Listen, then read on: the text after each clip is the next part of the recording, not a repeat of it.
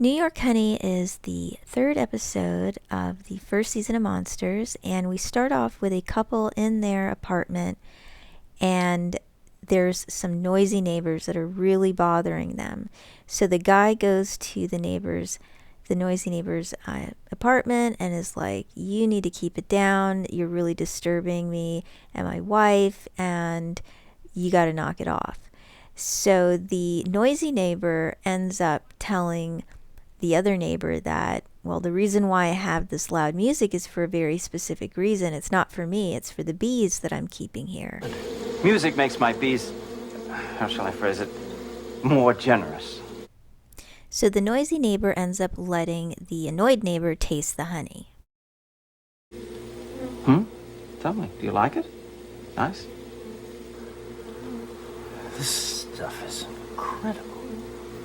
So the honey is not like any ordinary honey. This is like a drug. This is addicting, and the annoyed neighbor now cannot live without this honey. He needs it in his life. So he's going to tolerate the music as long as he can get a supply and as long as he can get cut in on the action when it's sold.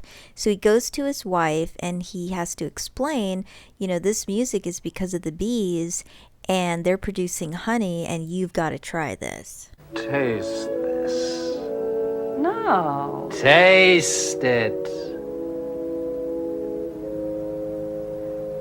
She ends up having the very same reaction her husband did. She is just completely enamored by it and she just wants more and more and more.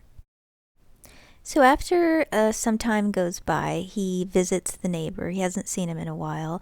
And there is a beautiful stranger there who, come to find out, is the noisy neighbor's associate.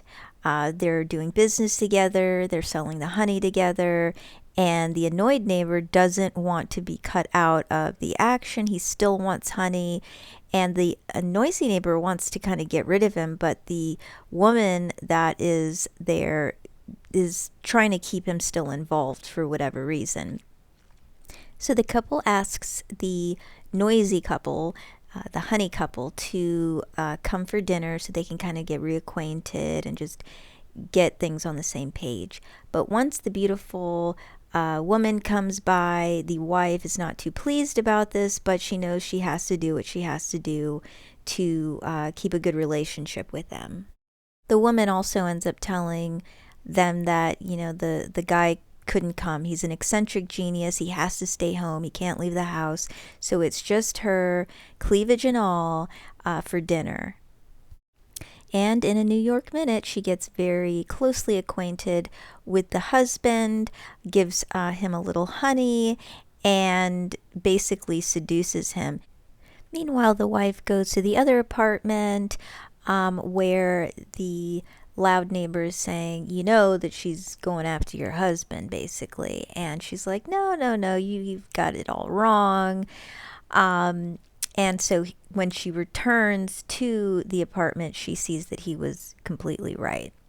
When the wife confronts this woman, she ends up signaling the bees that kill the noisy neighbor, kill the guy's wife, and basically leave her alone with the husband. And she convinces him that, we could be a couple, we could be together and live a wonderful life. It doesn't take much to convince him that this is what they should do. She continues to seduce him, shows her very, very scary tongue, and brings him out to the balcony, embraces him, and then proceeds to show us who she really is. She is the queen bee. There can only be one, and she is going to kill him and watch him die and revel in his death. And presumably she will continue to do this with other men, other unsuspecting, foolish men. And that is New York Honey. Now, I have to say this is absolutely one of my least favorite episodes of the entire show. Whenever I watch a show, I start it from season 1, episode 1, and I go from there, and I always skip this one because I just don't like it.